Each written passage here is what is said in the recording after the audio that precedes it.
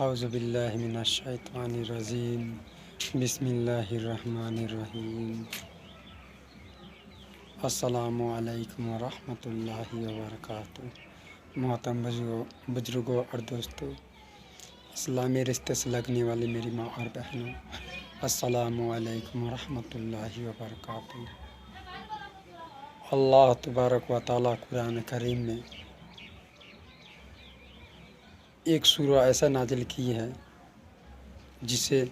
سورہ یاسین کہا جاتا ہے۔ اللہ تبارک و تعالیٰ نبی پاک صلی اللہ علیہ وسلم کو کبھی یاسین کہہ کے پکارا، کبھی طٰہٰ کہہ کے پکارا۔ محترم بزرگوں اور دوستوں، کبھی مجیب کہہ کے پکارا، کبھی حبیب کہہ کے پکارا، کبھی رسول کہہ کے پکارا، کبھی نبی کہہ کر کے پکارا، کبھی ولی کہہ کے پکارا، کبھی شفیع کہہ کے پکارا۔ محترم بزرگوں اور دوستوں، ہمیں اور آپ کو چاہیے کہ ہمارے نبی پاک صلی اللہ علیہ وسلم کے ہر بتائے ہوئے طریقے کو ہم سنت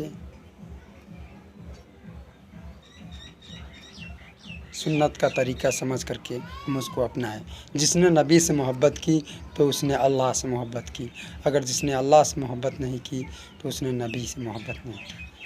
محترم بزرگوں اور دوستوں، نبی پاک صلی اللہ علیہ وسلم سے محبت کیجیے، ان کے طور طریقے کو اپنائیے اور اللہ محبت کر لے گا۔ اگر بغیر نبی کی محبت کے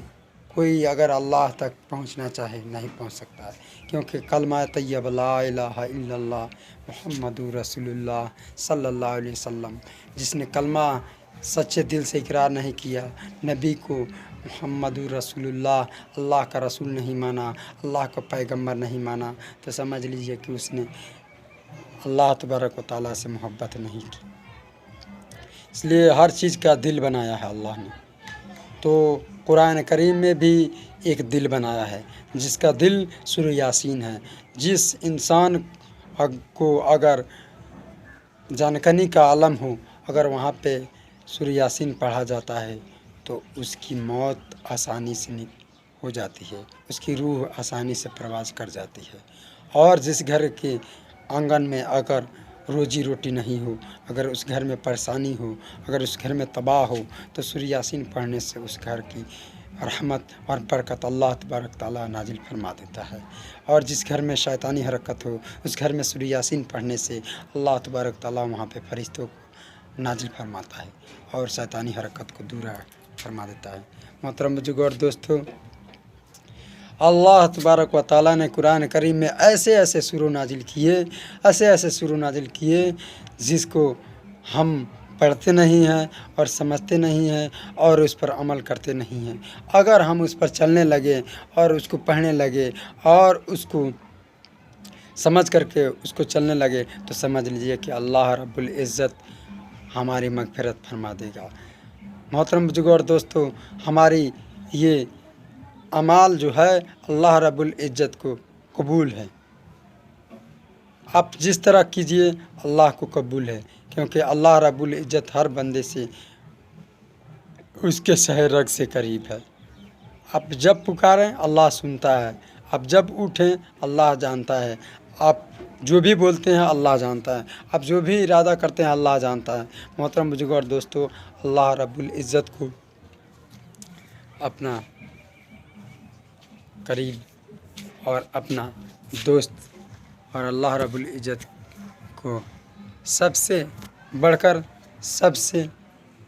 برتر، سب سے افضل، سب سے اعلیٰ، سب سے بڑھ کر اور ان کی عزت کی جائے، ان کی بڑائی کی جائے، ان کی خوف دل میں بیٹھایا جائے۔ محترم بزرگوں اور دوستوں، اگر جس کسی نے اللہ رب العزت کا خوف نہیں کیا اور ارادہ دوسرا کر لیا تو اللہ رب العزت اس کو اسی ارادے کے بدلے اس کو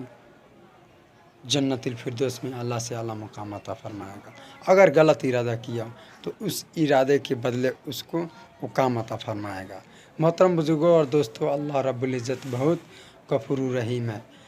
ورنہ ہم کتنے خطائیں کرتے ہیں، کتنی غلطیاں کرتے ہیں، کتنی نافرمانیاں کرتے ہیں، کتنی اللہ رب العزت کی بارگاہ میں ہم سجدے چھوڑتے ہیں اور ان کے نبی پاک صلی اللہ علیہ وسلم کی محبت کو ضائع کرتے ہیں، سنت کو ضائع کرتے ہیں، ان سے محبت نہیں کرتے، ان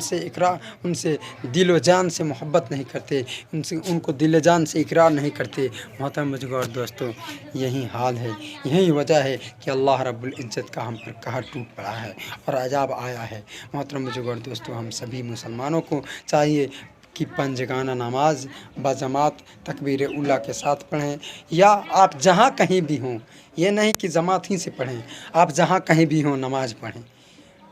کیونکہ ٹائم ہو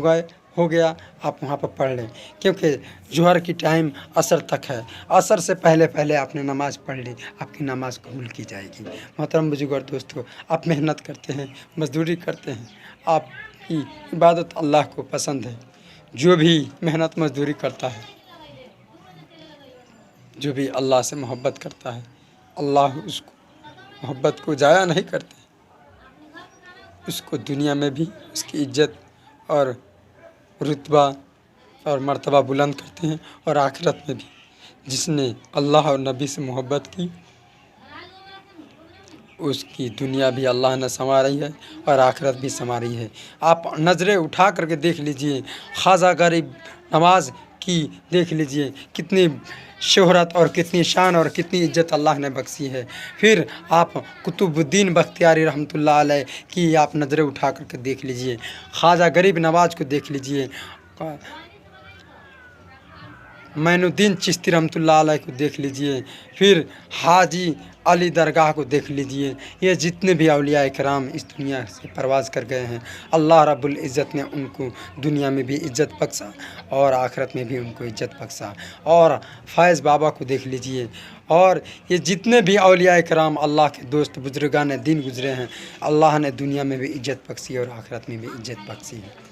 تو ہمیں اور آپ کو چاہیے کہ اللہ کی عبادت ایسے کریں کہ گویا کہ ہم اللہ کو دیکھ رہے ہیں۔ اگر یہ تصور نہ کر سکے تو اللہ ہمیں دیکھ رہا ہے۔ یہی دل میں ارادہ ہو، یہی دل میں محبت ہو، یہی دل میں عقیدہ ہو، اگر جس نے اللہ رب العزت سے محبت کی، نبی سے محبت کی، تو اس کو اللہ رب العزت ایسے جگہ سے رزق عطا فرماتا ہے کہ وہ تصور بھی نہیں کر سکتا، وہ گمان بھی نہیں کر سکتا۔ حدیث پاک میں اللہ رب العزت ارشاد فرماتا ہے، نبی پاک صلی اللہ علیہ وسلم کا ارشاد ربانی ہے کہ ایک چڑیا خالی پیٹ صبح کو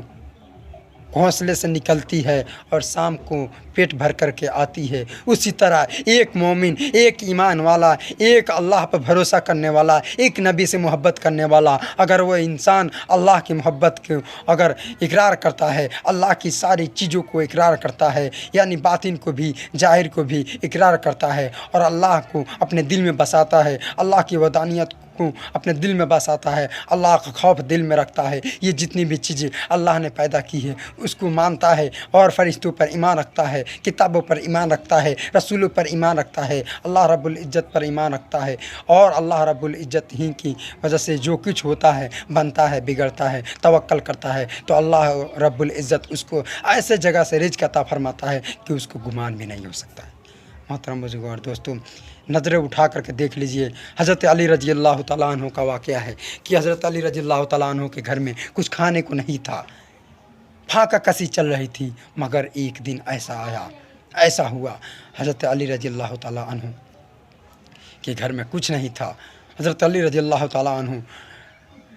وضو بنا کر کے آئے، مصلی بچھائے، مصلی پر نماز پڑھنے کے لیے کھڑے ہو گئے، پہلی بار نماز پڑھا، اس نماز سے کوئی فائدہ نہیں ہوا، دعا کیے، چکی نہیں چلی، دوسری بار نماز پڑھا، چکی نہیں چلی، تو انہوں نے دل میں گوارا کیا، دل میں تصور کیا کہ واقعی میری نماز میں کمی ہے، اس لیے اللہ رب العزت میری نماز کو قبول نہیں فرما رہا ہے، اس لیے اللہ رب العزت ہمیں رزق نہیں دے رہا ہے۔ پھر تیسری بار وضو بنایا، پھر تیسری بار نماز پڑھی، اور تیسری بار ایسے نماز پڑھی، ایسے دعا کیے کہ چکی چلنے لگی، اور ان کے گھر میں جتنے سامگری تھے، ان کے گھر میں جتنے بورا تھے، تسلی تھے،